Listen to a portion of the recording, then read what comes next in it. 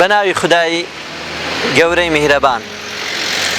ئافرەتێکی ساڵحە، ئافرەتێکی خواناس ئەزموونی ژیانی خۆی لەگەڵ قورئانێدا دەجێڕیتەوە. دەڵێت زارێکیان خەونێکی ترسناکم بینی، بە پێی ئەو خەونە کەسێکمان لێ دەمریت. بە پێی لێکدانەوەی ئەو خەونە وا تێگەیشتم کەسێکی نزیک ماڵئاواییمان لێ ئەکا. وتی سوبحان الله، قەت بیرم لەوە نەکردەوە ڕۆژێک لە ڕۆژان خوای گەورە بەوە بەسرم ئەکاتەوە نزیکترین کەس زگەرگۆشەکەم منداڵی خۆم دەباتەوە لای خۆی.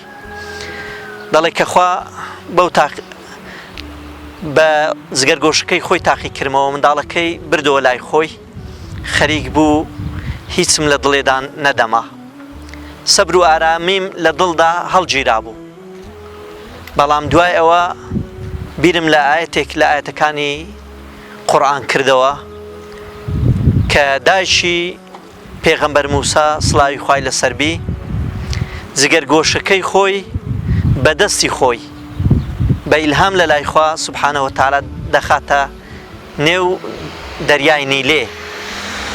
لەوێ بیرم کردەوە خۆ داچی پێغەمبەر موساش ئافرەت بوو وەکو من، داچی پێغەمبەر موساش وەکو من زگەرگۆشەکەی خۆی خۆش دەویست. خوا سوبحانەهو وتەعالا دەفەرمێ ئەگەر ئێمە دڵی دایکی موسامان بە خۆمان پەیوەست نەکردبایە، خەریک بوو ئەو نهێنیەی ئەو سڕەی کەشف ئەکرد. بۆیە بیرم لەو ئاەتە کردەوە خوای گەورە بەرەکەتێکی خستە سەردڵی من لەو تاقیکردنەوەیە بە سەرکەوتووی دەربازم بوو. وصلى الله على محمد وعلى آله وصحبه وسلم.